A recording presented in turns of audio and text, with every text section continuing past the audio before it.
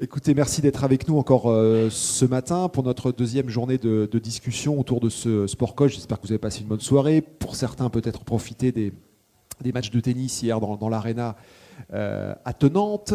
Nous basculons ce matin donc sur un cycle un peu dynamique, une première conférence. Donc on est tous ensemble dans cette salle et après on se répartira en fonction des différents ateliers, différents tables rondes dans 3 salles ici pour évoquer d'autres aspects du sujet qui nous intéresse. Ce matin, donc pendant un tout petit peu plus d'une heure, on vous invitera également à poser vos questions et on espère qu'elles seront nombreuses pour essayer d'alimenter un petit peu la discussion et la réflexion.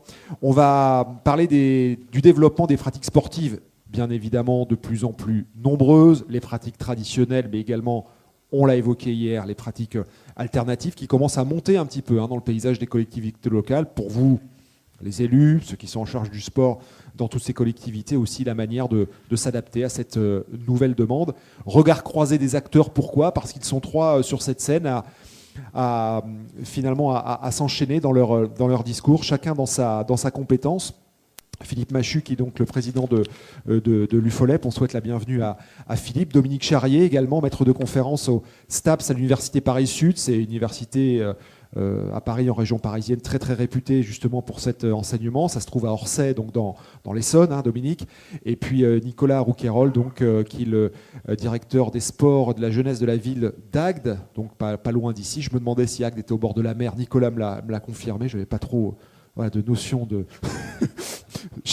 géographique, mais il me l'a bien confirmé. Donc autant on a beaucoup parlé de la Grande Motte hier avec Monsieur Rossignol, autant apparemment il annonce la couleur. On va beaucoup parler d'Agde aujourd'hui, donc pour marquer le territoire et préparer aussi sa saison de printemps, ça peut être intéressant pour Nicolas.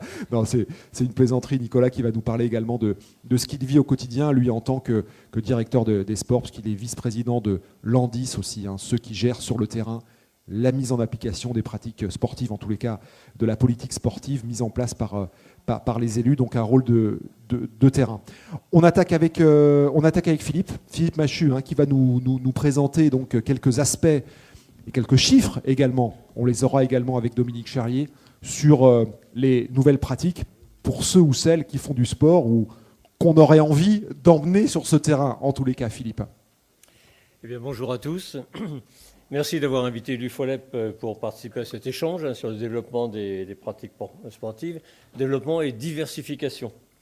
Alors, juste un mot pour dire que l'UFOLEP, cette Union française des œuvres laïques d'éducation physique, qui va fêter ses 90 ans cette année. Elle compte 8500 associations, près de 400 000 licenciés.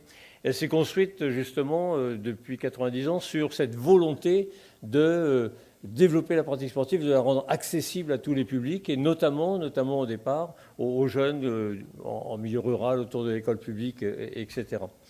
Mais cette mission d'apporter des pratiques sportives à tous les publics est toujours au cœur du projet fédéral.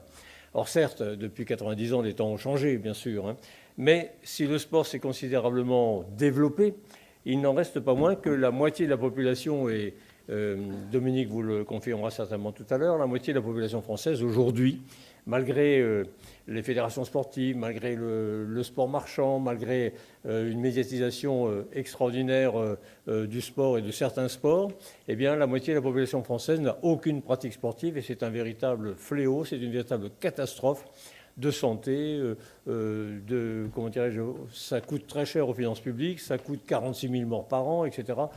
Voilà. Donc, par rapport à cette situation, effectivement, notre fédération s'attache toujours, s'engage pour faire en sorte que l'accessibilité aux pratiques sportives devienne une réalité pour un public de plus en plus large, quel que soit ce public d'ailleurs, depuis la petite enfance jusqu'aux seniors, en passant par les handicapés, en prônant notamment aussi la féminisation des pratiques, l'accès aux responsabilités, etc.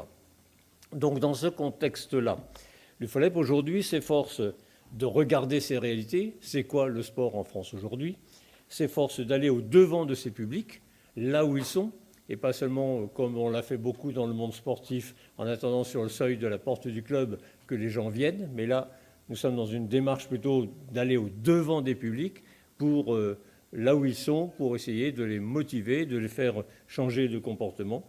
C'est aussi, bien sûr, pour attirer ces publics, de proposer de nouvelles pratiques, parce qu'on sait bien que, si vous voulez, le sport qu'on voit à la télévision, peut-être pour un certain nombre de publics rédhibitoire. Ça peut être plus un repoussoir qu'une motivation quelque part. Donc on a tout un travail d'acculturation, si j'ose dire, à mettre en place. C'est aussi par rapport à ça, j'allais dire, de multiplier les partenaires, de multiplier les acteurs. Et de temps en temps, je me permets de dire que le sport est une préoccupation suffisamment importante pour qu'elle ne soit pas le seul fait des sportifs, voire des fédérations sportives, et que d'autres acteurs de la société sont concernés par cette évolution de la situation en France. Pour ce faire, c'est vrai que nous sommes une fédération un peu particulière qui avait été qualifiée il y a quelque temps par le ministère des Sports, d'ailleurs, de fédération laboratoire, tant nous essayons de bousculer un peu les lignes, de transformer le regard sur les pratiques sportives, de faire en sorte que on ne se contente pas de compétition ou de sport, c'est-à-dire de sport pour tous, mais qu'on aille vraiment, qu'on cherche avec d'autres acteurs des moyens d'aller au-devant des publics et de proposer des choses nouvelles. Donc, développement et diversification des pratiques sportives, regard croisé des acteurs. Effectivement, qu'en est-il aujourd'hui? Dominique en parlera plus que moi, mais malgré tout, nous constatons que les modes de vie ont changé considérablement, que les lieux de pratique ont changé. On voit bien que de plus en plus, les publics cherchent à sortir un petit peu des contraintes fédérales, cherchent de nouveaux espaces de pratique, cherchent de nouveaux temps de pratique, essayent de se libérer des contraintes que le sport classique, si j'ose dire, que le sport fédéré pose. On voit bien aussi que, si vous voulez, hier et encore aujourd'hui, une bonne partie des motivations des pratiques sportives, c'était la compétition. Compétition, il faut battre l'autre, il faut être le premier, etc.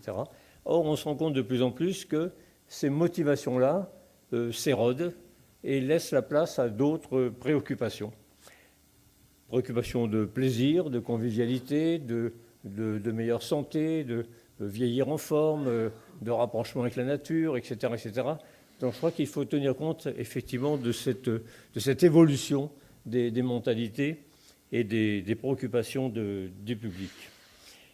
On disait aussi que, si vous voulez, jusqu'à maintenant, on montre surtout à la télévision, par exemple, des sports codifiés, bien encadrés, que tout le monde connaît, alors que si on veut attirer d'autres publics, eh bien, il faut savoir peut-être sortir de ces cadres-là, sortir de ces codes-là. Et on se rend compte par ailleurs qu'un des freins à la pratique, c'est justement le fait de s'engager pour 1 an, pour 2 ans, pour une vie parfois, dans une activité physique particulière. Je me souviens une fois d'une réflexion de M. Lamour, ministre des Sports, qui m'avait dit lors d'une réunion au ministère, mais il était contre le zapping, il était contre la découverte d'une diversité de pratiques, et il disait, voyez, moi, à partir de 7-8 ans, mes parents m'ont mis à l'escrime, et regardez ce que je suis devenu. Bon, d'accord, c'est un parcours, c'est un choix, etc. Mais je crois qu'aujourd'hui, ce sport unique d'une vie a pour beaucoup vécu et que beaucoup ont envie de découvrir des émotions, des plaisirs à travers une diversité d'expériences sportives, une diversité de pratiques, d'échanges, etc. Donc, pour ça, en UFOLEP, si vous voulez, nous avons essayé, d'abord, avec notre organisation, notre licence, on peut avoir accès à différentes pratiques, déjà, ce que certaines fédérations s'efforcent de faire autrement dans des coopérations interfédérales. Et puis pour répondre à cette envie des gamins, des seniors, etc., de découvrir comme ça une multitude d'émotions, une multitude de logiques sportives, eh bien, nous essayons de mettre en place ce qu'on appelle le multisport, ce qui fait que dans une saison, avec la seule adhésion, bien sûr, on va découvrir un tas d'activités pour se faire plaisir au fur et à mesure. Et évidemment, vous aurez bien compris que dans ce genre de pratique, ce n'est pas le résultat Il n'y a pas de championnat, il n'y a pas de classement au bout du cycle. Il y a simplement le plaisir d'avoir découvert plein de choses avec des amis, des copains, etc. Et on change pour le coup les motivations. Et ces motivations-là fonctionnent bien. Vous pouvez m'en croire. Aujourd'hui, donc je disais aussi, la motivation pour la pratique sportive a beaucoup changé. On parle de sport santé, on parle de sport pour les seniors qui veulent vieillir en bonnes conditions. On parle aussi, nous souhaitons utiliser le sport aussi dans un souci de formation professionnelle, d'insertion sociale et professionnelle. Nous parlons aussi de sports qui permettent à des jeunes qui sont parfois un peu en difficulté de projet de vie, eh bien de se réinsérer, de s'engager dans des parcours citoyens, etc. Parce que nous pensons que le sport ne peut pas être une bulle comme ça à côté de la vie, mais qu'il doit traverser à la fois des publics différents, mais aussi des préoccupations différentes, donc je disais santé, éducation, citoyenneté, etc. Et que c'est aussi donner des lettres de noblesse au sport que de l'utiliser comme ça dans un projet un peu plus global, un peu plus humain. Autre préoccupation, si vous voulez, c'est adapter les équipements personnels, adapter des dispositifs de sécurité pour faire en sorte que les pratiquants prennent plaisir, grandissent en même temps, développent de nouvelles compétences.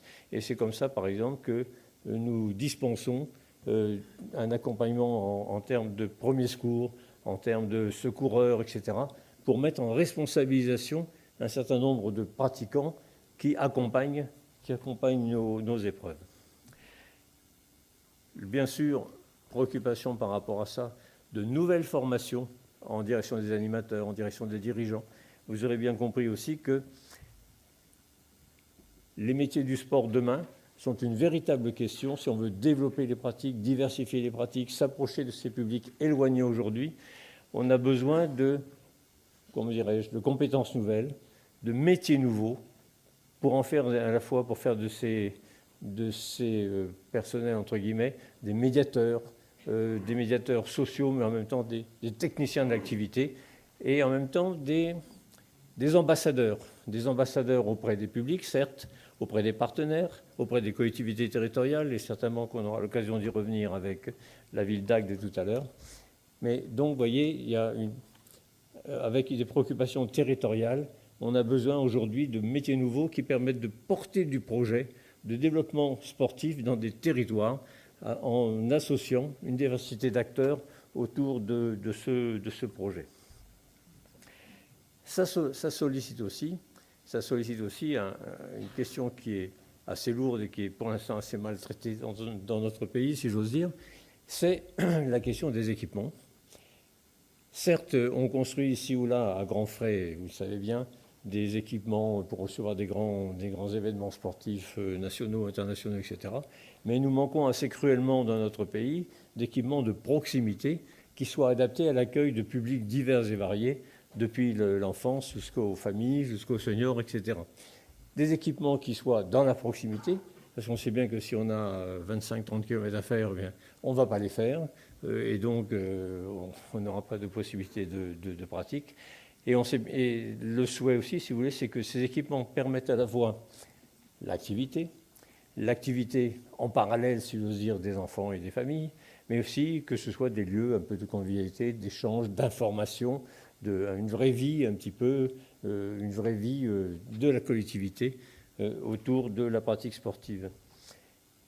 Ce qui, si vous voulez, met en responsabilité les dirigeants sportifs, les associations, etc., d'un dialogue avec les collectivités territoriales pour parler aménagement des sites, aménagement du territoire, aménagement d'équipements pour cet accueil, et faire en sorte que, eh bien, ma foi, la population, à travers la pratique sportive, se réapproprie aussi un petit peu les espaces de vie, que ce soit la rue, la place, le jardin public, etc.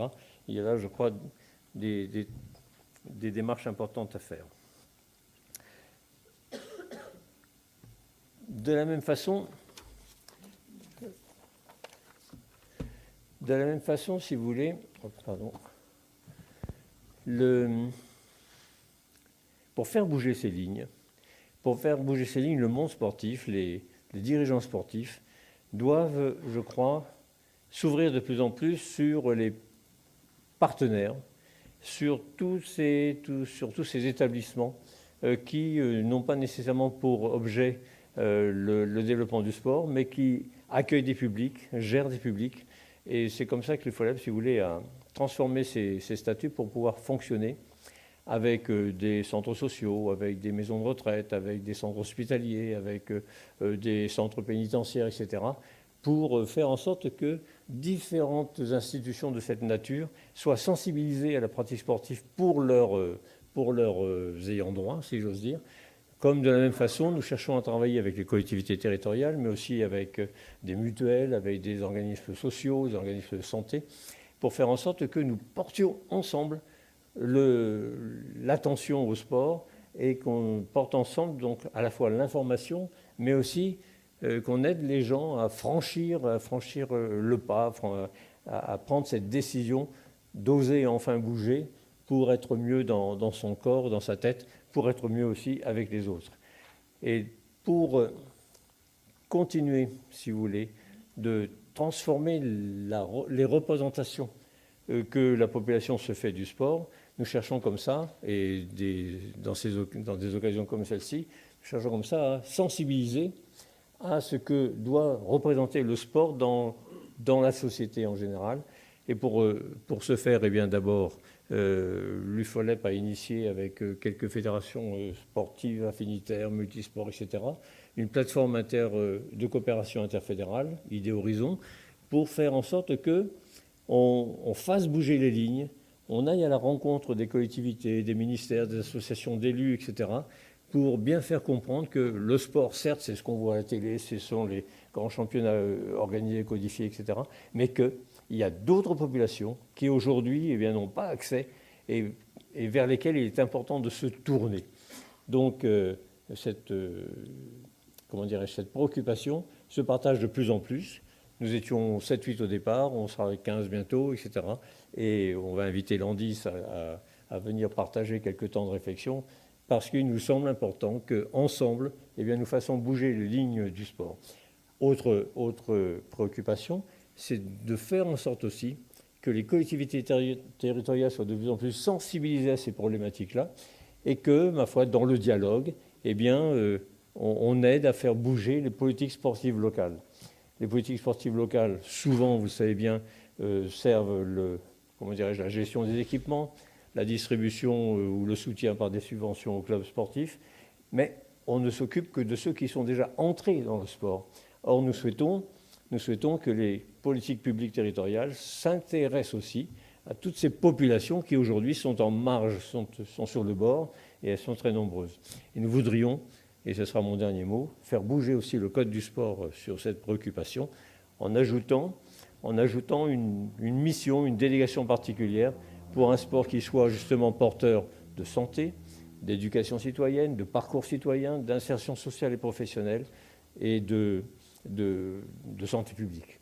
Voilà, en gros, les perspectives que l'UFOLEP veut nourrir pour faire en sorte que dans notre pays, petit à petit, il y ait moins de public éloigné de la pratique sportive et que chacun y trouve plaisir et puisse partager les bienfaits du sport dont on parle tous les jours, hein, sport et santé par exemple. Voilà.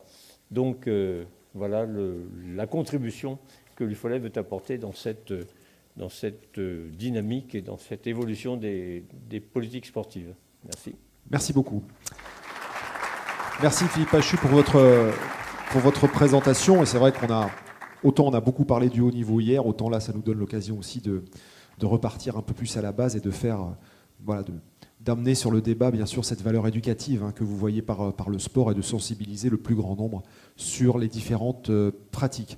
Ce que je vous propose, avant de passer la parole à Dominique Charrier, juste une question peut-être pour Monsieur Machu. Après on reviendra plus en détail. Est-ce que quelqu'un a une question rapide, juste pour un peu casser le rythme, et on repart après avec Dominique. Merci. Bonjour, Dominique Demoinet, journaliste à Filière Sport. Vous avez parlé de problématiques d'équipement de proximité, vous avez parlé de sensibiliser d'autres partenaires qui ne sont pas encore impliqués dans le sport. Est-ce que la sensibilisation ou la resensibilisation ne commence pas à l'école ? Il y a encore trop souvent des instituteurs, de moins en moins, il y a des lois de gouvernement, il y a des instituteurs qui, trop souvent, font passer le sport, alors que c'est une discipline maîtresse, qui font passer le sport en dernier en disant vous irez samedi après-midi vous détendre sur le stade. Est-ce que vous avez des actions à entreprendre là-dedans? Et est-ce que surtout il n'y a pas des exemples de bonne conduite à piocher dans nos pays voisins? Voilà, intéressant aussi, hein, l'exemple de nos voisins et surtout la valeur qu'on donne au sport dans l'enseignement à l'école. Rapidement, hein, monsieur. Oui, bien sûr. Alors effectivement, il serait heureux que tous les enfants, à travers l'école, aient accès à des pratiques sportives, à de l'éducation physique et sportive notamment. Alors, il est vrai que c'est inscrit dans les programmes. Ça n'est pas toujours fait parce que la formation en EPS pour les professeurs des écoles et les autres est souvent très légère. Malheureusement, c'est souvent la dernière roue du carrosse, si j'ose dire. Mais ça, là, je parle plutôt de nos collègues de l'UCEP, Union sportive d'enseignement du premier degré, qui travaillent au niveau de l'école primaire et de l'UNSS, qui, eux, travaillent donc avec les collèges. Pour ce qui concerne l'UFOLEP et son action dans cette direction, c'est vrai que nous avons contribué d'une part à l'animation de ce qu'on a appelé les temps d'activité périscolaire au moment où, enfin, quand la semaine de 4 jours et demi était en place. Nous regrettons que ça soit abandonné parce que ça me semble être au défaut, un vrai défaut, un vrai problème pour la qualité de vie de l'enfant. Même si c'est pour le confort des enseignants ou des parents, c'est une chose, mais l'enfant ne s'y retrouve certainement pas dans cette dynamique-là.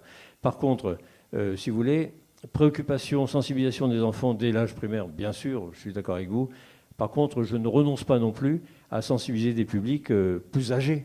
Parce que certes, si on a raté la première marche, on a le droit aussi d'avoir des parcours de réinsertion.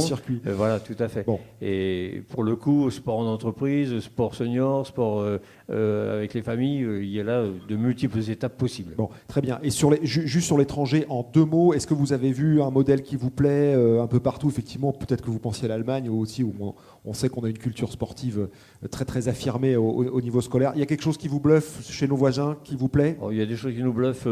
Bon, les choses sont difficilement comparables parce que le système scolaire allemand, il limite le temps scolaire à la matinée, grosso modo, et a fixé longtemps les femmes à la maison parce qu'il faut regarder les enfants. C'est pas vraiment un modèle. Et par ailleurs, bon, c'est vrai qu'il y a des dynamiques sportives au Danemark ou dans les pays du Nord qui sont peut-être un petit peu plus intéressantes. Parce qu'il y a moins de pression peut-être sur le temps scolaire. Peut-être. Très bien, merci beaucoup. On va passer la parole à Dominique Charrier qui va nous faire sa petite présentation. Aussi, va faire rentrer dans cette discussion des éléments factuels, hein, Dominique, hein, donc qui est maître de conférence à Orsay, à l'Université Paris-Sud. Normalement, l'affaire est mal engagée. Normalement, écoutez, on a un problème avec Dominique parce que normalement, il est en maîtrise. Il y a de la maîtrise sur l'informatique, mais là, apparemment, c'est la fébrilité. Je ne sais pas, il se passe quelque chose. Non, c'est tout simplement que j'utilise un Macintosh, c'est-à-dire la vraie technique, au fond. Pardon. Alors, Dominique est aussi très régulièrement invité dans des tables rondes informatiques, mais aujourd'hui, on le voulait sur le sport. On a lutté parce qu'on était quand même en match avec d'autres séminaires. Hein. C'est ça. Mais on l'a eu quand même, sur le sport par contre. Hein. Merci Stéphane pour ce lancement. Bonjour à tous. Si j'avais que quelques secondes pour intervenir sur le sujet ce matin, je retiendrai simplement le titre que vous donc voyez à l'écran, les pratiques sportives entre développement, point d'interrogation, je vais m'expliquer sur le point d'interrogation, et complexification. Bon, voilà, j'ai terminé. Stéphane, c'est à vous. Alors, je vais prendre un peu plus de temps, alors finalement, puisqu'on me fait des signes au fond, où on me demande de continuer un peu plus longtemps. Donc je vais essayer, à travers quelques photos notamment, d'interroger quelques illusions d'évidence que nous partageons, et puis peut-être de mettre le point sur quelques contradictions, parce qu'au fond, nous sommes dans une réalité de plus en plus complexe. En même temps, les universitaires sont payés pour dire que le monde est de plus en plus compliqué et qu'il n'y a qu'eux qui parviennent à y voir clair un peu. Bon. Alors la première photo, la France est sportive. Voilà un premier indicateur qui le confirme peut-être, c'est-à-dire qu'au fond, on voit que les salles de forme, de fitness se donc multiplient. Évidemment, sur les affiches, il y a de nombreux donc, pratiquants. Voilà un bon indicateur qui est quand même donc rassurant. La France est sportive. La journée olympique organisée à Paris par la ville de Paris au mois de juin 2017, effectivement, il y avait beaucoup de Parisiens donc présents sur les différents espaces. La France est sportive. La preuve, elle se muscle. On voit se multiplier les équipements donc de musculation urbaine. Et puis, dans le même temps, elle se connecte, puisqu'on a une multitude de produits donc, sportifs qui nous permettent d'avoir une pratique connectée. La France est sportive. On atteste le développement du coaching donc, sportif. La France est sportive, puisqu'on a même des jeunes retraités, très nombreux, qu'on voit sur de nombreuses affiches. Et puis on a même des vieux retraités sportifs. J'ai repris une photo de donc, Robert Marchand, qui a 105 ans, vient de battre en janvier 2017 le record du monde sur piste. Voilà quand même quelque chose d'extrêmement donc, rassurant, puisque même les plus âgés, finalement, ont une activité sportive. En tout cas, quelques-uns, vous l'avez compris. Et puis je ne résiste pas à vous parler du walking football, qui est un football en marchant, qui se développe en Angleterre. On n'en voit pas beaucoup en France. J'ai trouvé quelques éléments en Bretagne, par exemple. C'est une nouvelle forme de pratique sportive pour les plus de 50 ans. Stéphane va pouvoir se lancer dans cette activité bientôt. Et puis, la France est sportive. Il y a même une météo des neiges. Alors, ça tombe bien dans la région parisienne en ce moment, pour le Parisien que je suis, mais ça ne vous a pas donc échappé. Tous les soirs après la météo, sur France 2 ou sur les autres chaînes, on a la météo des neiges qui vous donne la hauteur de neige, comme si tous les Français allaient faire du ski. Je rappelle que seuls 8% des Français partent au ski au moins une fois tous les 2 ans. C'est assez étonnant, cette image-là, je trouve. Elle est assez troublante. En tout cas, moi, elle m'interroge. Alors du coup, vous l'avez compris, ça a été dit par Philippe Machu, mais je vais rebondir sur cet aspect. Tout le monde ne fait pas de sport. Les images que je viens de montrer, elles existent, mais ce n'est qu'un morceau de notre réalité, bien évidemment. Les données officielles du ministère des Sports, qui remontent maintenant aux années 2010, à l'étude menée donc en décembre 2010, faisaient apparaître que 89% des Français de plus de 15 ans avaient une activité sportive au moins une fois par an. Alors vous allez me dire, au moins une fois par an, effectivement, la barre n'est pas très haute, quoi. On s'étonne d'ailleurs, certains l'ont fait, qu'on ne soit pas à 100%. Mais finalement, quand on est à au moins une fois par semaine dans cette étude, on descend à 65%. Et puis si on enlève la marche utilitaire, que certains ont peut-être fait ce matin pour aller du tramway jusqu'à ce lieu, c'est de la marche donc utilitaire, finalement on n'est plus qu'à 50%, on retrouve la moitié de la population qui a une activité sportive au moins une fois par an, et ce qui veut dire qu'au fond, il y a la moitié qui n'en a pas véritablement. Alors, selon une autre étude qui vient de paraître de l'INSEE, alors évidemment, on n'a pas le temps de se lancer dans les questions de méthode et de définition de la pratique sportive. Qu'est-ce que c'est faire du sport ? On ne va pas traiter cette question qui anime les débats des sociologues du sport depuis de très nombreuses années. Dans cette étude qui vient d'être actualisée en 2015, menée par l'INSEE, 1/3 de la population a une activité physique ou sportive au moins une fois par semaine. C'est-à-dire qu'au fond, 2/3, la moitié, 2/3, on ne sait plus très bien, c'est pas très loin, n'a pas une activité sportive au moins une fois par semaine. Et puis, alors, dernier chiffre qui me paraît être assez déterminant, selon une enquête européenne, je passe les détails sur la méthode, la définition du sport qu'il faudrait traiter, selon une enquête européenne qui se déroule de manière donc régulière, la dernière avait lieu en 2009, eh bien pour la première fois, le taux de pratique pour la France est orienté à la baisse. Donc ça, c'est assez troublant. Vous voyez que là, finalement, on a quelques éléments qui montrent que bien une très grosse partie, 2/3 ou la moitié de notre population n'a pas d'activité donc sportive, et que la question de la réduction des pratiques sportives, une question que pour ma part je pose depuis 1990 dans un certain donc anonymat, eh bien finalement devient une vraie bonne question qu'il faut peut-être se poser véritablement maintenant. Alors, en effet, excusez-moi, plusieurs facteurs pèsent sur les pouvoirs d'achat, notamment des femmes, notamment des jeunes et notamment des personnes âgées, et donc, in fine, sur les pratiques donc sportives. Premier facteur, la pauvreté, c'est pas un scoop. Selon les dernières données, près de 10 millions de pauvres en France. On est donc inscrit dans la catégorie des pauvres quand on a un salaire, quand on a un revenu pour une personne seule inférieur à 1 008 € en 2014. Ça ne veut pas dire que quand on a 1 009, on n'est plus dans la catégorie des pauvres, évidemment, vous l'avez compris. Donc le chiffre de 10 millions est assez général, mais il est assez massif. En 2014, près de 20% des jeunes vivent dans une famille dont les revenus sont inférieurs au seuil de la pauvreté. Ce chiffre augmente de manière donc régulière. Et puis, pour les personnes retraitées, pour les femmes en particulier, eh bien, on sait que les femmes ont un niveau de retraite inférieur à celui des hommes. Et on sait, par exemple, qu'il y a une très grosse partie des femmes qui n'a pas une retraite donc complète. Donc la pauvreté, c'est une vraie question. Et évidemment, la pauvreté, on le sait dans toutes les études, ça impacte de manière extrêmement forte le fait d'avoir une pratique sportive. Deuxième critère qu'il faut aller chercher aussi peut-être, et qui dans les études pour l'instant n'est pas vraiment pris en compte, c'est la question de la précarité. Alors on est en situation précaire globalement quand on n'est pas, par rapport donc au travail, quand on n'est pas en CDI. Dans ce cadre-là, il faut quand même remarquer que 20%, près de 20% des personnes en emploi travaillent en emploi à temps donc partiel. Alors évidemment, il y a du temps partiel choisi, mais il y a aussi du temps partiel subi.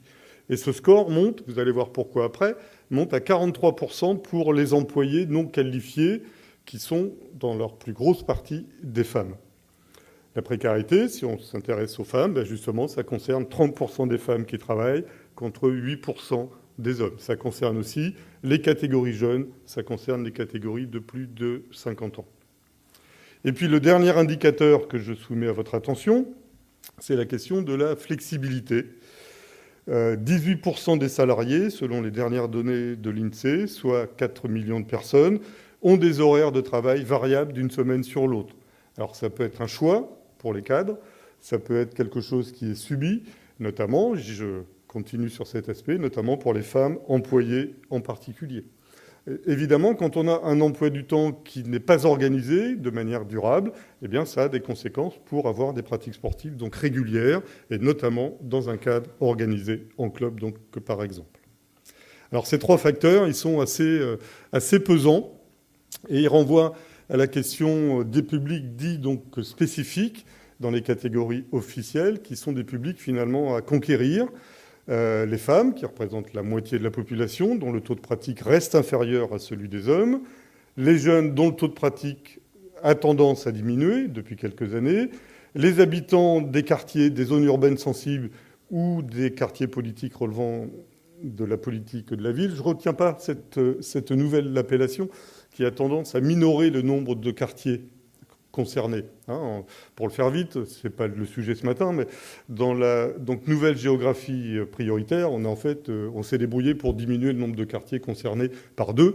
Donc on peut considérer quand même que l'ancienne appellation finalement reflétait plus le problème. On sait que dans les quartiers, pour aller vite, les taux de pratique sont quand même plus faibles que dans la moyenne, avec moins d'offres donc sportives et avec moins d'équipements. Il faudrait revenir sur la situation contrastée des seniors. Les plus pauvres, d'un côté, les plus âgés ont moins d'activités sportives. Effectivement, il ne faut pas se laisser piéger par les seniors en bonne santé, les jeunes seniors, entre guillemets, en bonne santé, qui ont, pour certains seulement, un revenu qui leur permet d'avoir une activité sportive importante. Et puis, évidemment, il faudrait aussi parler des personnes à mobilité donc réduite, dont les taux de pratique sont particulièrement faibles. On voit qu'on a de nombreuses catégories de publics qui, finalement, sont assez éloignées, on les appelle comme ça, assez éloignées de la pratique sportive. Alors, je voudrais vous soumettre une hypothèse de travail, une hypothèse de réflexion, que je travaille depuis de très nombreuses années maintenant, donc que je présente de temps à autre en public. Tout se passe finalement comme si, en tout cas ça mérite de s'interroger, comme si on pouvait parler du sport. Alors le sport en tant que tel n'a pas vraiment de sens, il faudrait parler de l'ensemble des pratiques sportives et des manières de pratiquer, mais tout se passe comme si finalement on avait un certain cycle de vie, avec au fond une phase de croissance dans les années 70-80, qui est une croissance qui est autorisée largement parce que les femmes entrent dans la pratique sportive. Peut-être que nous approchons, peut-être que nous sommes entrés dans une période de déclin de la pratique sportive, avec la sortie relative d'un certain nombre de femmes, et notamment je pense aux femmes ouvrières et aux femmes employées, et peut-être la sortie aussi de jeunes. Donc voilà une vraie interrogation qu'il faut avoir en tête. Finalement, c'est assez facile de se laisser piéger par tous les éléments qui montrent le développement des pratiques donc sportives, comme je l'ai montré dans le premier temps. Cette hypothèse est posée dans un contexte de grande transformation. Philippe Machut le disait tout à l'heure, on pourrait faire un éloge finalement de la complexité des pratiques sportives. C'est-à-dire qu'au fond, il n'y a peut-être pas un modèle qui est remplacé par un autre. On a peut-être plutôt une juxtaposition de modèles. Pour ma part, j'en ai donc identifié 4 que je rappelle en quelques mots. J'ai appelé ça le carré magique des pratiques sportives, qui permet de montrer que finalement, il y a 4 modèles de pratiques sportives qui sont en concurrence. Le modèle compétitif, celui-là, on le connaît bien. Hein, la performance, l'important, c'est de monter, c'est de battre le record, c'est de gagner, etc. La culture sportive est d'abord fondée sur ce modèle-là, qui est le modèle le plus ancien. Il continue de se développer à petite vitesse, globalement. Il est porteur d'enjeux économiques et politiques. Le modèle consommatoire, on a tous acheté ici des vélos, des VTT, des skis, des raquettes, des ballons, etc., des haltères pour faire du sport. On pourrait faire un sondage, on n'a pas le temps, pour savoir depuis combien de temps votre planche à voile ou votre VTT n'est pas sorti de votre garage ou de votre grenier, peut-être. Donc, au fond, le pratiquant devient d'abord un consommateur, c'est-à-dire qu'il achète sa liberté de pratique, en tout cas, il le croit, en achetant un certain nombre de produits. Le modèle aventureux, qui concerne peu de pratiquants dans les formes les plus extrêmes de la pratique, parce que ça met en jeu la vie, véritablement, mais dans les parties consommatoires, hein, le carré magique, il n'est pas vide, c'est-à-dire qu'à l'intérieur, on va donc inventer des produits à la croisée des chemins entre eux, par exemple le modèle consommatoire et le modèle donc aventureux.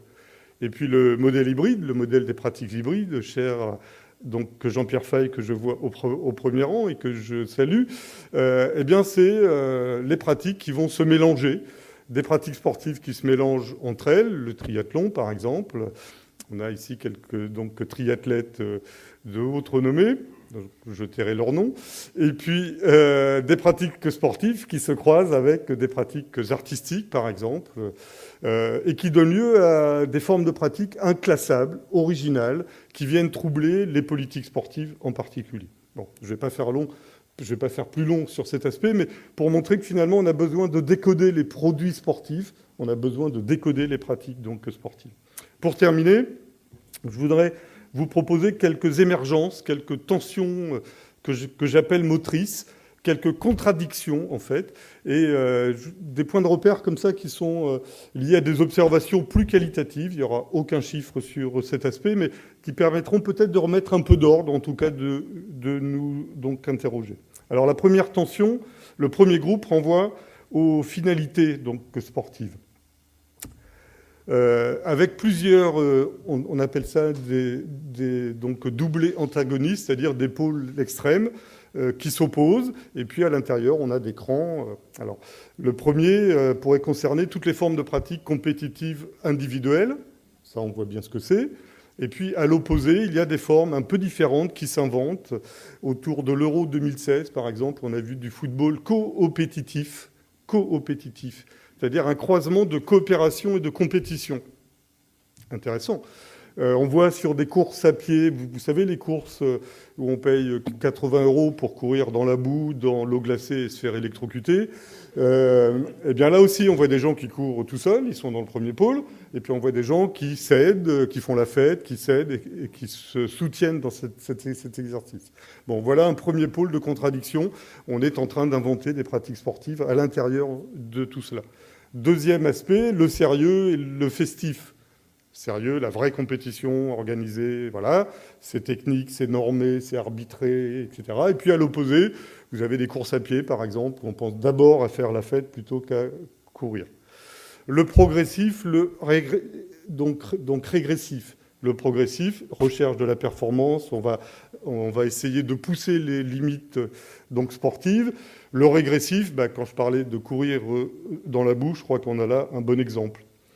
Extrême, performance ou éloge de la lenteur. J'ai invité Bruno Lapeyronie, commissaire général de ce forum, à une nouvelle activité il y a quelques semaines où on fait l'éloge de la lenteur. Ça s'appelle le Wu Tao. Je vous invite à regarder sur Internet. Il a fait une démonstration assez intéressante. Je vous montrerai, j'ai des films. Dans cette activité-là, par exemple, on peut aussi opposer la maîtrise, le contrôle, le gainage, par exemple. Voilà, là, on est dans une forme, effectivement, de maîtrise. Et puis, dans d'autres activités, c'est plutôt le contraire. On est dans le lâcher prise. On est dans la méditation, par exemple. Bon, voilà des points de repère qui explosent. On voit que là, effectivement, il y a des contradictions. Première tension en termes de finalité. Deuxième tension en termes de modalité d'organisation. On a des pratiques sportives visibles dans l'espace urbain, de plus en plus. On a aussi des activités sportives qui se déroulent au domicile. Alors là, évidemment, c'est compliqué. Dans les différentes études, on n'entre pas bien chez les gens pour voir ce qui s'y passe. On a des activités programmées. J'ai entraînement tel jour à telle heure. On a des activités durables pendant une année, 10 ans, 20 ans, 30 ans, une carrière. Et puis de l'autre côté, on peut avoir des activités non programmées, éphémères. Je vous donnerai quelques exemples après. Je n'ai pas eu le temps de l'intégrer là, dans ce montage-là, mais dans la petite photo d'après, on va voir qu'il y a des choses qui peuvent être non programmées. On a des activités, alors là, c'est un doublé à 3, qui se déroulent dans les équipements sportifs traditionnels, dans les espaces sportifs donc aménagés, et puis dans des cheminements urbains qui ne sont pas aménagés pour faire du sport. Et puis on a surtout un doublé, alors ça je trouve que c'est un doublé qui est vraiment très intéressant à observer, qui va interroger les politiques sportives locales. Historiquement, les politiques sportives locales ont été construites sur le principe de la proximité. On construit les principaux équipements dans les quartiers d'habitation pour que les habitants viennent pratiquer à côté. Mais en même temps, et ça trouble beaucoup, eh bien on se rend compte qu'il y a des pratiquants qui bougent et qui vont choisir d'aller pratiquer plus loin parce que l'équipement est mieux, il est plus chaud, il est plus agréable, il est plus confortable. Les amis sont là et ne sont pas à proximité. Bref, on a là une bascule qui est peut-être en train de s'opérer et qui, évidemment, va troubler les politiques sportives locales.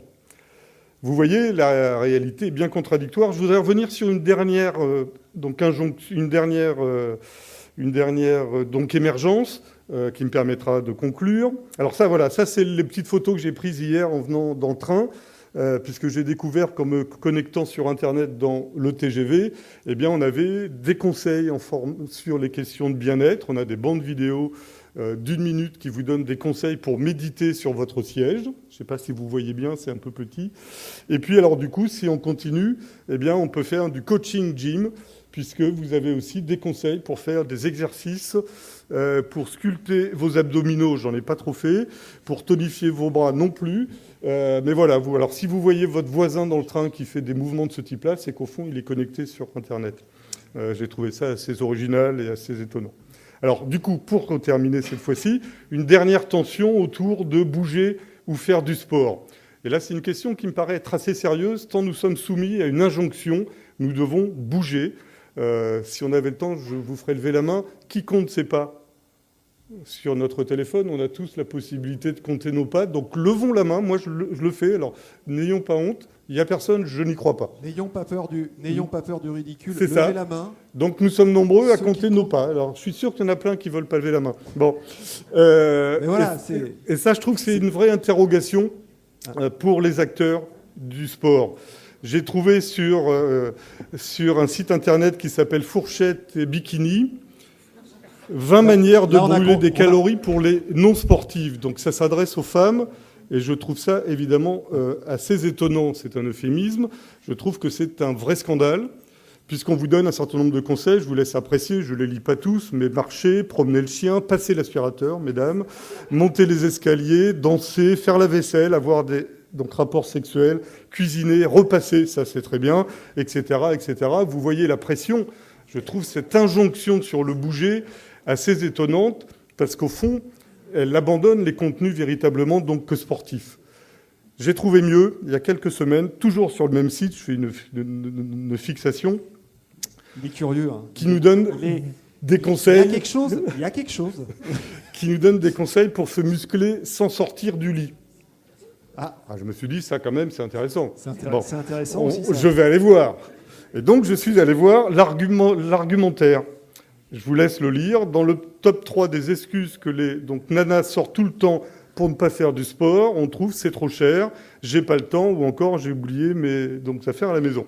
En réalité, c'est pas ça. La vraie raison qui nous pousse à rentrer à la maison, mater des séries plutôt que d'aller faire du vélo à la salle, c'est qu'on a trop la flemme.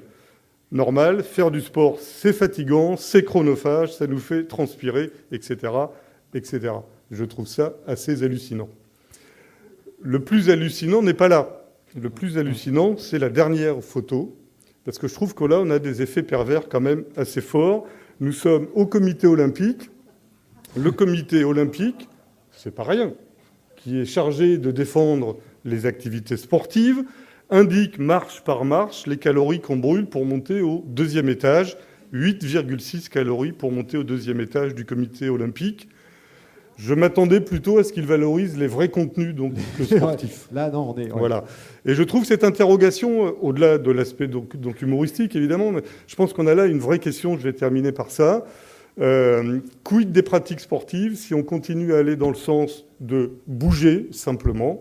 Je pense que c'est une perte de sens et je pense que les fédérations d'une part, le comité olympique, les fédérations sportives et les politiques sportives devraient effectivement s'interroger sur cette bonne question. Merci à vous. Merci beaucoup. Voilà, on retient... vous m'entendez là? Ouais, c'est bien. Voilà, on retient évidemment plusieurs choses. D'abord, la curiosité de M. Charrier, vraiment, on est au top. Là, on a vu un éclairage. La fameuse anecdote du stepper qui reste dans le placard à balai ou du vélo d'appartement qui reste sur le balcon. Ça, on a beaucoup aimé aussi. Voilà, plein d'autres choses. Est-ce que vous avez comme ça une première impression, outre le fait qu'on puisse remercier Dominique de cette présentation plutôt ludique et très, très informée sur les chiffres? Est-ce que vous avez une première réflexion, peut-être une question avant de passer la parole à Nicolas Rouquayrol? Non, une réflexion sur tous ces chiffres, le temps peut-être d'intégrer tout ça. Peut-être qu'on y reviendra un peu plus tard. Nicolas, c'est à toi, effectivement, donc pour cette dernière intervention sur ce plateau ce matin. Et juste, vous parliez des seniors. À partir de quand on est senior? C'est juste pour me situer par rapport à... Non, parce qu'il y a senior et jeune senior. On se met dans quoi? Non, mais je veux dire, statistiquement parlant, les seniors, c'est des gens comme Nicolas Rouquayrol, c'est quoi? Jeune senior. C'est une question sans fin. Et il n'y a pas de sensible. Il n'y a pas de réponse officielle. Non, il n'y a pas de réponse officielle. Les mesures se font à partir de 50, 55, 65. Donc ça va effectivement dépendre. Ça va effectivement dépendre. Il n'y a pas de bonne réponse. Et en fait, donc on peut estimer qu'en dessous de 35 ans, on n'est pas senior, quoi. Ok. Dans les fédérations sportives, on est chez les vieux, on dit ça comme ça, à partir de 35 ans ou de 36 ans. C'est ça, les plus de 35 ans, voilà, c'est ça. Au foot, par exemple. Oui, je suis un super vétéran. 35, c'est la limite, effectivement, où on bascule dans la catégorie des anciens. C'est ça, des vétérans, voilà, avec des gros crampons et des... Ok. Bon, la transition est bien, puisque j'aborderai justement le sport senior. Non, mais c'est vrai que c'est important, statistiquement, on ne sait plus, quoi. Voilà. On discutera des âges. Nicolas, c'est à toi. Ouais. Nicolas, juste, le stepper, il est dans le placard à balai ou il est dehors? Non, mais moi, j'adopte les conseils de Dominique, donc d'essayer de faire du gainage. Du gainage dans le train, c'est important. En présentation aussi. Non, le gainage dans le train, si jamais il y a un train qui part à l'heure, être un peu fléchi ça sur peut les être genoux intéressant. et de gainer pendant mes propos. Bon, on va pas se priver. Je vais essayer de passer. Oui, bon, du coup, la transition va être un peu sérieux quand même, de revenir sur les choses sérieuses. Donc, pour aborder cette thématique, bonjour à tous. Déjà, merci d'être venus si nombreux. Voilà, c'est déjà une bonne chose, un bon début. Donc, moi, je vais aborder cette thématique de diversité des pratiques et des acteurs. Donc, du coup, sous le prisme des collectivités territoriales. De par ma double casquette de directeur des sports de la jeunesse de la ville d'Agde et également président de l'ANDIS, donc l'Association nationale des directeurs des sports Occitanie. Donc on verra le prisme et comment en fait peuvent se positionner ces acteurs des collectivités territoriales, des services des sports, justement au cœur de ces problématiques. On y reviendra. Là, je vais passer vite, donc voilà, c'est juste une petite présentation, mais rapide. Simplement aussi pour dire que voilà, j'ai ce prisme aussi d'élu, puisque je suis adjoint sur une collectivité, aussi un petit village. Donc j'ai cette problématique aussi, cette vision d'élu également, et investi dans le milieu associatif aussi, sur du triathlon solidaire. Donc j'ai vraiment plusieurs casquettes et avec un prisme qui me permet une analyse assez complète. Je vais passer rapidement là-dessus, puisque ça a été fortement abordé. Alors, je ne vais pas rentrer aussi dans une polémique de chiffres. Juste, j'ai vu ça aussi quelque part, je ne sais plus sur quel institut, qui disait que dans la pratique sportive des 11-15 ans, la France était, je crois, à l'avant-dernière place. Je crois que c'est un peu les mêmes études. Voilà. Donc, c'est pour faire un peu écho à ce que disait Madame tout à l'heure par rapport au sport à l'école. 11-15 ans avant-dernier, avec des pays qui nous sont devant. Enfin bon, c'est les tablettes. Ça interroge. Voilà. Mais en France, après en Europe, il y a tout. Donc là-dessus, forcément, les nouvelles pratiques par rapport aux attentes, ça a été dit aussi, donc rapidement, le bien-être par rapport aux attentes, la convivialité, la dépassement de soi. Le certain, un constat refus des contraintes habituelles, ça a été aussi dit. Spécificité des publics qui viennent au sport, seniors, handi, sport au travail, sport en entreprise aussi. Ça a été abordé, bon, je passe vite, il n'y a plus que la compétition maintenant qui est valorisée. Bon, voilà, on y reviendra après.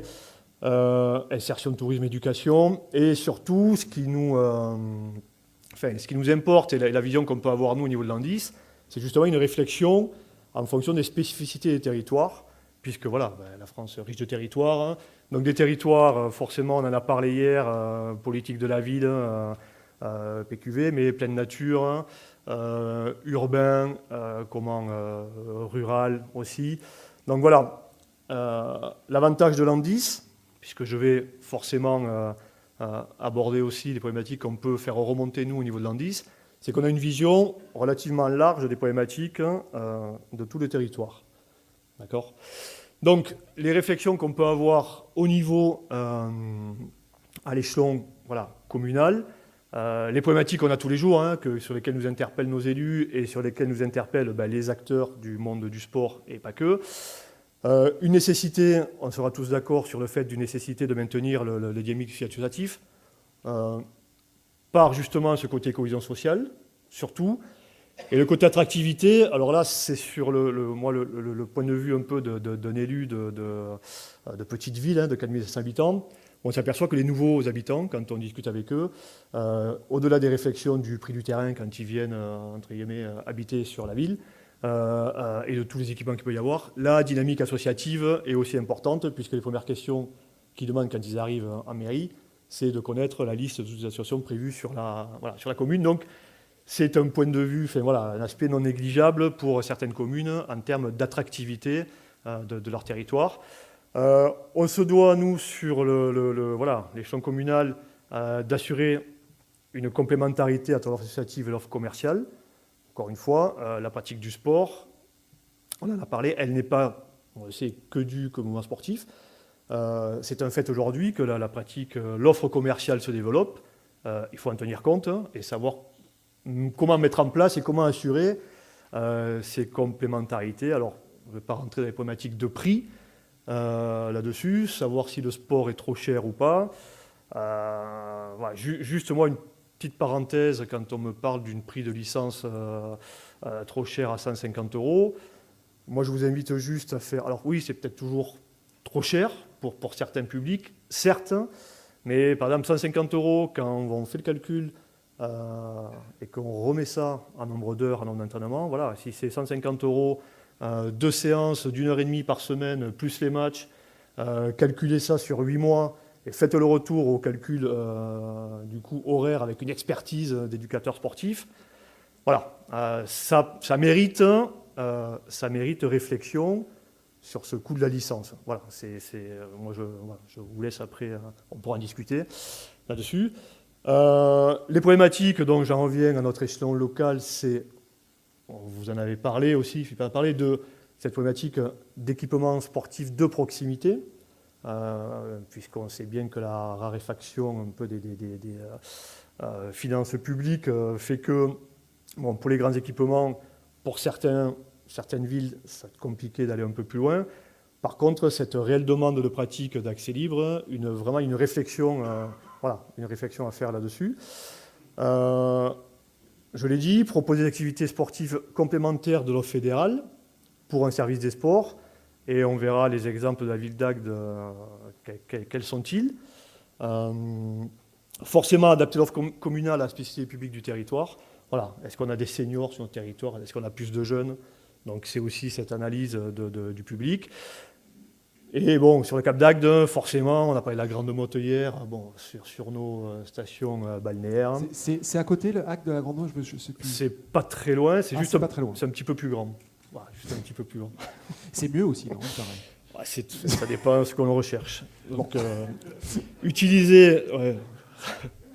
Oui, non, mais effectivement, il y a un problème. Il y a de la demande pour le. Il y a aussi des attentes de public différents, effectivement. Donc, le sport comme outil de promotion, je ne reviendrai pas sur les items de la pratique sportive, Dominique. Utiliser le sport comme outil de promotion du territoire, voilà, forcément. Mais quel que soit là, du coup, le territoire, c'est vraiment un enjeu aujourd'hui. Petite parenthèse sur ce qu'amène l'Andis, quand même, sur ce genre de réflexion. Donc, bon, pour ceux qui ne connaîtraient pas encore tout à fait l'Andis, donc je répète, c'est l'Association nationale des directeurs des sports, voilà, l'installation intervenant. Sur ces ensembles de problématiques, comment nous positionnons? Par rapport à l'évolution des pratiques, je l'ai dit, c'est faire remonter un peu toutes les perceptions du terrain pour ensuite partager un peu, mais beaucoup ces connaissances et surtout accompagner nos collègues territoriaux avec des outils. Or, cela se traduit par du réseau, du partage, un site internet, forcément, des journées régionales, des journées d'études nationales donc, qui ont lieu une fois par an. Cette année, ça sera fin mars à Pau.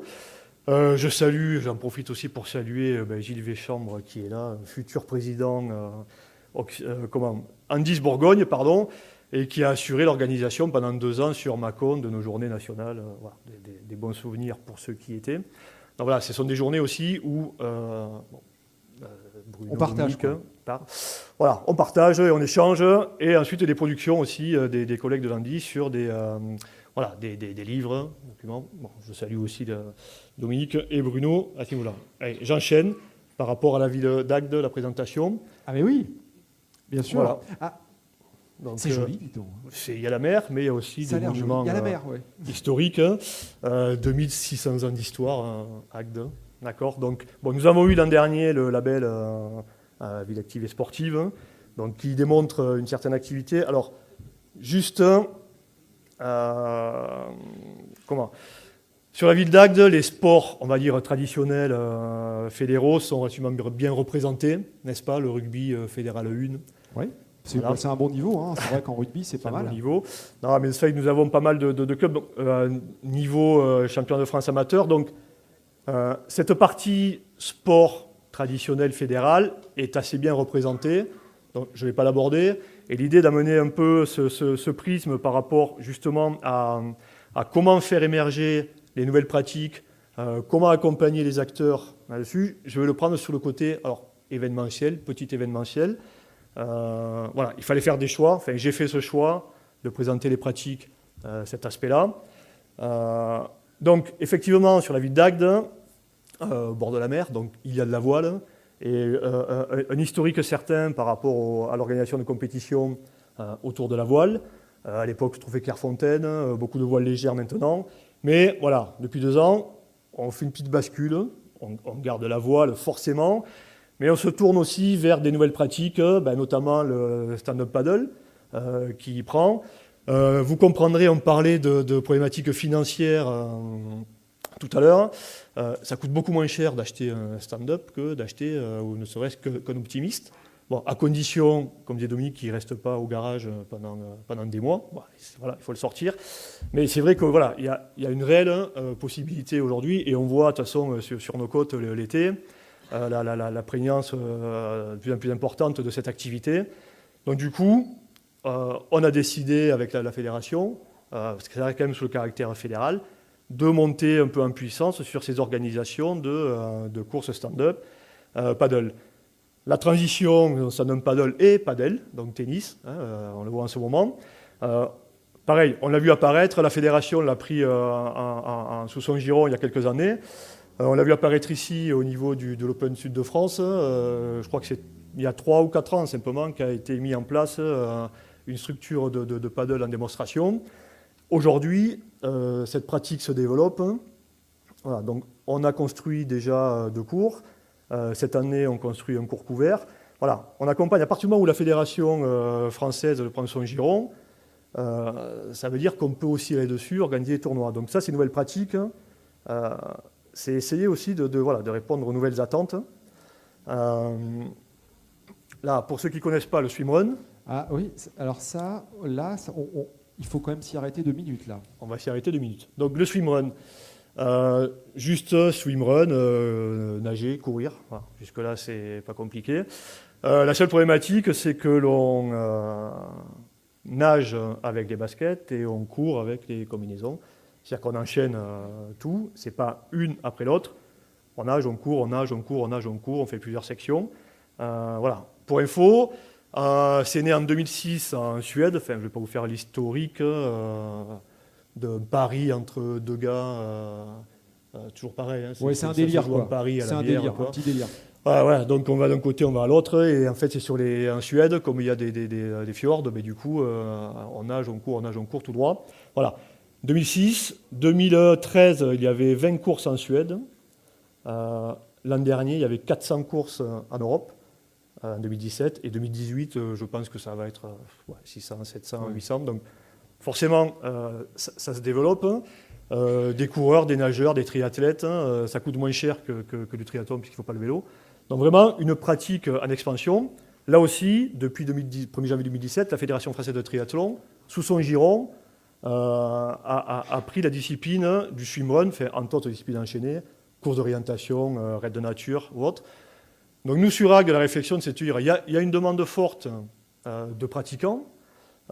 Nous sommes en bord de mer, avec un peu de rochers un peu escarpés. Pourquoi ne pas mettre ça en place sur nos territoires, puisque ça, alors du coup, c'est pas de la boue, hein, c'est le milieu naturel. Et en termes de pratique, outil de promotion du territoire, et encore une fois, en s'adaptant à une nouvelle pratique fédérale d'une fédération qui... Et vous fournissez les mains palmées ou c'est... Alors bon...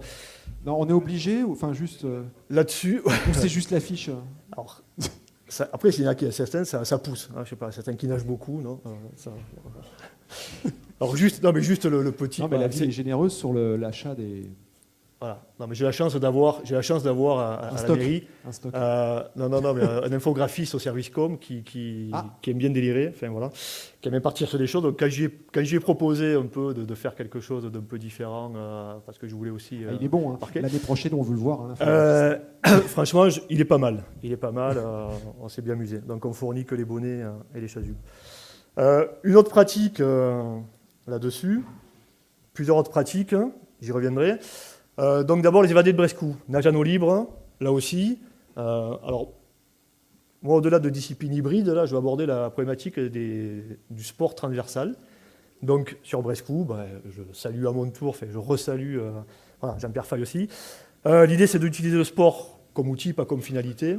Donc là les évadés de Brescou, sur le Cap d'Agde, une île de Brescou, une île prison, hein, à l'époque. Où on a enfermé certaines personnes, 1,5 km de la côte, et donc l'idée qui forcément subit les assauts du temps, et donc pour faire la promotion en partenariat avec la Fondation du patrimoine de ce fort qui est un peu en réhabilitation, c'est l'idée de proposer justement sport et patrimoine, de la nage en eau libre pour communiquer autour de ce sport. Donc, on allie le sport et le patrimoine.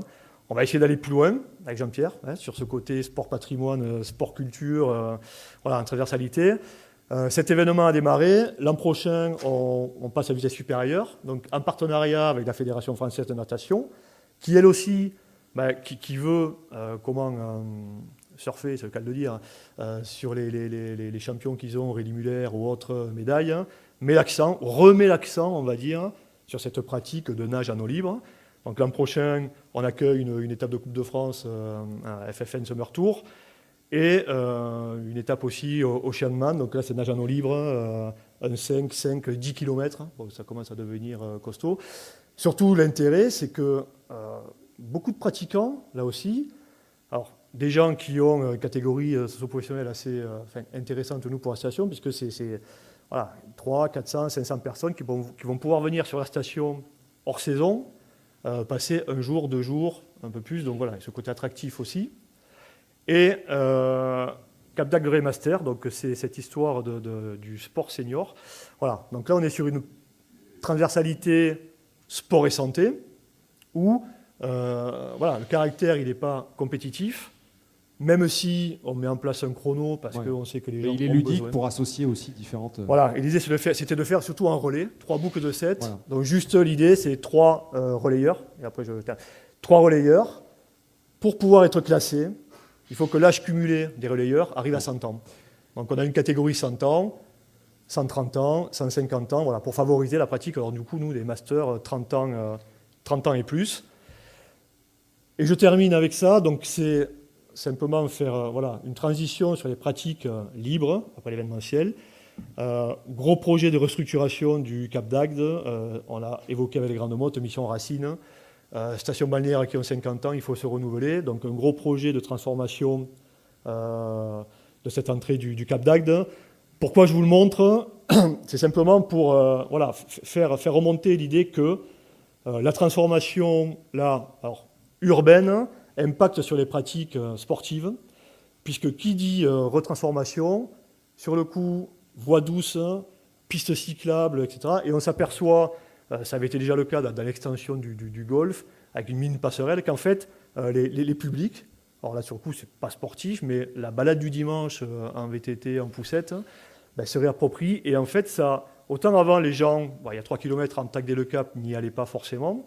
Aujourd'hui, là, ça permet aux gens d'y aller, quoi. Ça permet aux gens d'y aller, et on voit des nouvelles pratiques, faire de footing, de vélo, de balade familiale,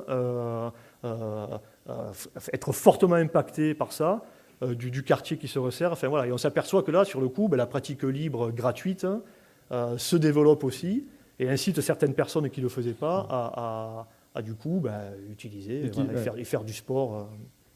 Et qu'il faut pour les architectes de terrain, ceux qui s'occupent de toutes ces constructions, prendre en compte effectivement ces différents chemins pour... Tout à fait. Mais là, c'est vrai une réalité aujourd'hui, et ça impacte vraiment, encore une fois, l'appropriation par le public des espaces. Voilà. Merci de votre attention. Il l'a dit.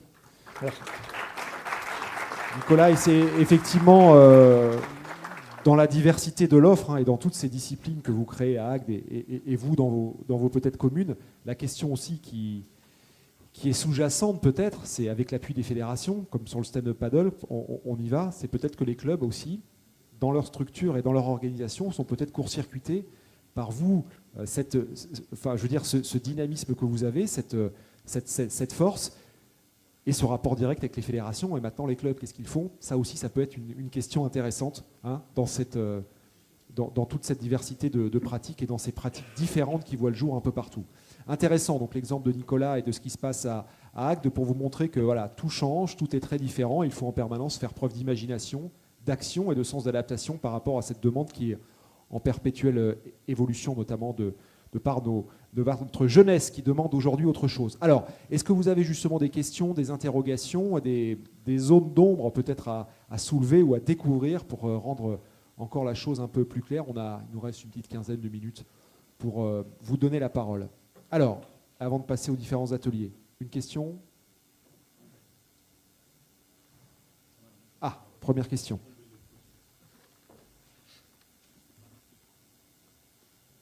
Bon, on a vu Jean-Luc Barbus, je suis vice-président du district de l'Hérault de football. Donc, c'est le sport fédéral. Donc, je vais poser des questions par rapport à ça. On a vu hier que les pratiques se diversifient, que même là, qu'on a des pratiques originales liées au tourisme, etc. Donc, pour ce qui est du sport fédéral, j'ai entendu hier avec le basket et des sports nouveaux, on pratiquera du 3-3. C'est assez facile parce qu'on peut utiliser les installations anciennes. Par contre, on voit que c'est plus difficile déjà pour le football, puisque le foot 5 ou le foot à 3 qui est en train on sent que ça va démarrer aussi. Donc, on se dit, est-ce que les collectivités territoriales vont mettre à disposition, je pense à la ruralité, je pense même aux petites villes moyennes, des installations qui vont permettre de ces nouvelles pratiques. Voilà, parce que j'ai bien entendu que Philippe Machu nous disait on voudrait aller vers un sport aussi plus humaniste. Est-ce qu'on va pouvoir faire le lien entre les organismes privés, le commerce commercial, donc le sport qui se développe à côté commercial, avec finalement ce qui reste public, avec les installations sportives municipales, communales? Est-ce que ça va pouvoir cohabiter, tout ça? C'est ça, hein. C'est un peu la question. Peut-être Nicolas, sur l'aspect mise en place d'équipements un peu alternatifs. Hein. Oui, enfin, moi, répondre au niveau des collectivités territoriales. Alors, c'est vrai que terrain de foot à 11, c'est vrai que des efforts ont été faits, notamment par rapport à la mise en place de synthétiques, pour justement pouvoir permettre une pratique continue des sports, parce que là aussi la problématique, au-delà de l'aspect sportif, forte attente des parents qui payent des licences et qui deviennent de moins en moins, entre guillemets, compréhensifs avec des problématiques qu'on a vues pendant 2 jours. On a fermé les terrains. Forcément, oui, il pleut, même si c'est du synthétique. Enfin, voilà. C'est vrai que les parents ont de moins en moins de mal à comprendre. Donc, première réponse, c'est par rapport à l'utilisation. Tout ça pour dire que, j'en viens, le foot, c'est vrai que c'est l'exemple quand même d'une fédération, d'une pratique qui, sur le coup, au-delà de se renouveler, n'a pas forcément de problème, entre guillemets, de licenciés ou autre. C'est le sport qui se joue partout. Ça se joue vraiment partout. Je crois qu'il n'y a pas un pays dans le monde où ça ne se joue pas. Donc c'est vrai que pas problématique. Donc là, sur le coup, de se renouveler avec des nouvelles pratiques par rapport au basket 3-3 ou d'autres, certes, c'est un problème, mais on l'a vu. En fait, la fédération, à notre avis, je le dis parce qu'avec l'Indice, on est associé avec la FFF, avec les ligues pour y réfléchir. L'idée, si vous voulez, avec les collectivités territoriales qui ont des équipements, c'est que si les fédérations réfléchissent un peu toutes seules et ensuite donnent une injonction de dire accueillez du futsal, accueillez du foot à 5 sur vos complexes, certes, mais ça sera au détriment de d'autres sports. Basket, volley. Donc nous, la problématique que l'on a, accepter de partager le projet sportif fédéral, c'est une chose. Mais ça se fait ou au détriment de la pratique, on va dire, normale du foot à 11 ou d'autres pratiques. Donc l'idée, c'est d'être associé un peu en amont pour pouvoir réfléchir ensemble à ce qui est possible. On a des demandes de futsal sur lesquelles, de clubs de futsal, on ne peut pas répondre parce qu'on n'a pas les équipements, parce que ça veut dire qu'il faut annuler. En fait, il faut annuler les créneaux handball ou basket ou volley. Donc c'est un choix qui est cordélien pour les élus. Et dans ce qu'on disait hier, par exemple, votre club de foot à Agde, il peut prendre le relais aussi, il peut impulser le... C'est ça en fait. La question, c'est ça. Exactement. C'est l'idée qu'en fait, les clubs ne soient pas qu'en attente des collectivités pour mettre en place le projet fédéral. Qu'ils soient moteurs aussi dans le qu'ils soient moteurs de proposition. Okay. Alors, c'est pas simple, mais c'est aussi un peu ce changement de prisme, à mon avis, des clubs, à essayer aussi de dialoguer et de ne pas être sur des positions un peu tranchées. Alors juste le côté commercial, oui, effectivement, ça peut être des solutions, puisqu'il y a pas mal de temples du foot ou autres qui se développent, on est d'accord. Je sais que nous, on l'a eu fait avec des jeunes, on a pris en charge des créneaux, entre guillemets, financiers, on a négocié avec le privé pour pouvoir justement développer ça. Bon, je pense que ça, c'est des réponses qui peuvent se mettre au niveau juste local, à apporter. Par exemple. Y a-t-il d'autres interventions J'arrive.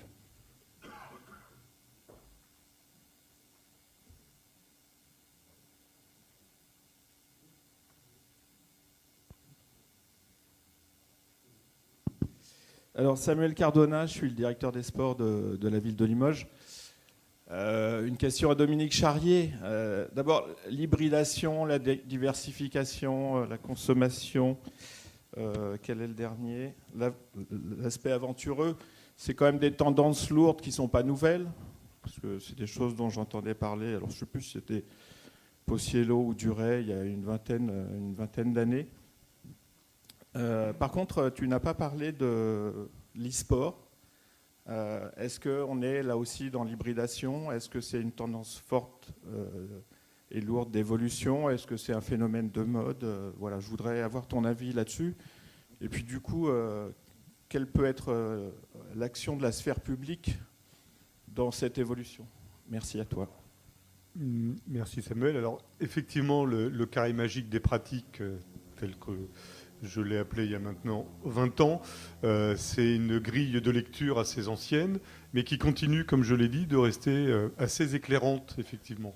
C'est-à-dire que ça permet de continuer de positionner, j'ai employé volontairement le terme de produit donc sportif. Ça m'amène du coup à la deuxième partie de la question. La forme donc, digitale des pratiques sportives, au fond, qui semble se développer de manière donc importante, c'est le cas, ne concerne que certaines catégories de pratiquants, et notamment de jeunes pratiquants. C'est-à-dire qu'il y a là effectivement un effet de tranche d'âge qui est très caractéristique globalement dans le monde, et en particulier donc en France. Alors, est-ce que ça va être durable ou pas? Je ne suis pas en mesure de répondre, évidemment. Je peux avoir un avis. Oui, ça va être durable, mais ce n'est qu'un avis, parce qu'on peut faire confiance aux producteurs et aux distributeurs pour nous vendre des produits connectés. Ils savent le faire parfaitement bien. Ce qu'on sait, c'est que les pratiques qui se développent, les pratiques nouvelles qui se développent, dans les 30 dernières années, sont des activités qui sont porteuses d'enjeux économiques. Là, forcément, c'est le cas. Qui sont porteuses d'enjeux économiques au moins à 3 niveaux. Les produits, les matériels qu'on nous vend, donc là évidemment ça va bien. Les créations d'emplois,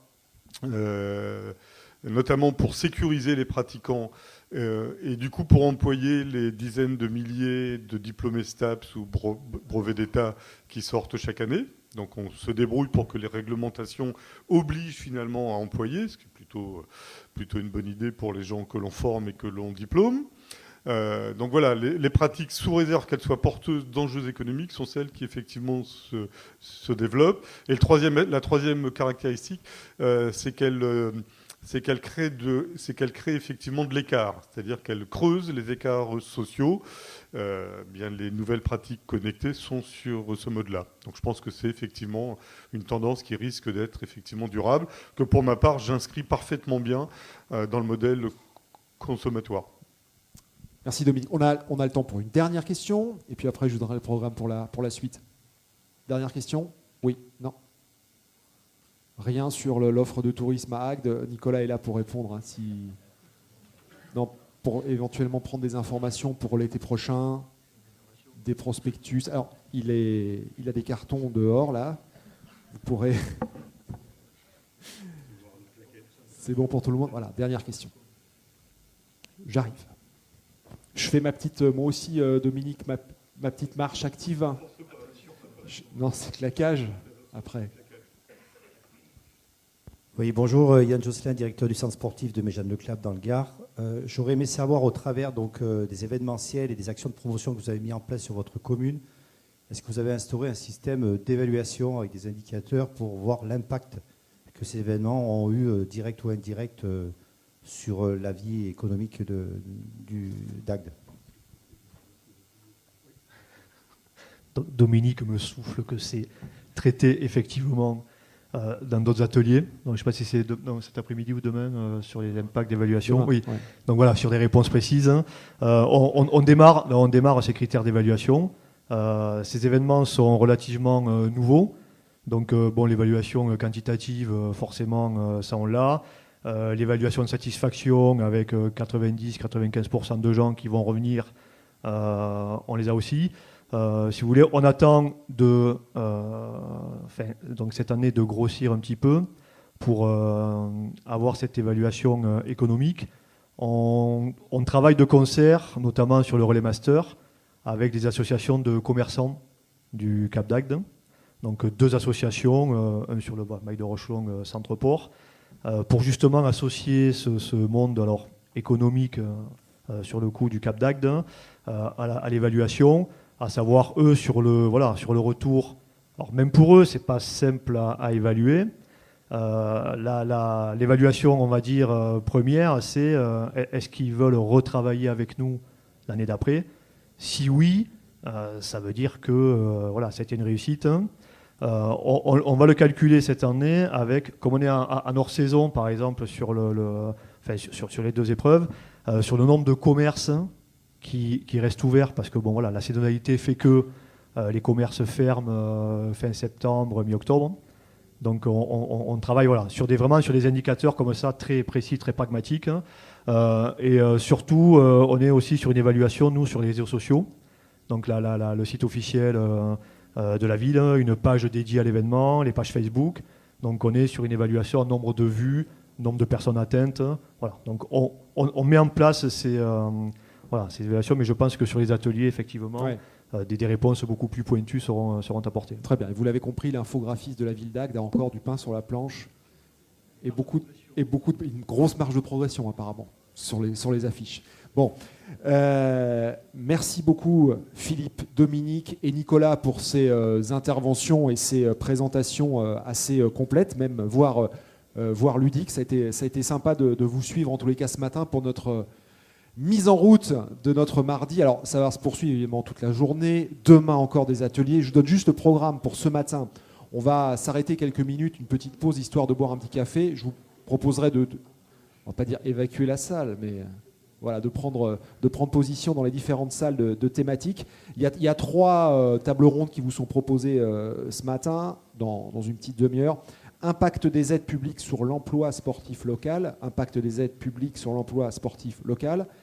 Sport, bien-être et santé. Ça, c'est la 2e table ronde. Et puis développement des pratiques sportives et ruralité, où il sera question avec Marc Sanchez, effectivement, de tout cet accroissement et ce développement de ces pratiques sportives dans le milieu rural. Donc 3 ateliers.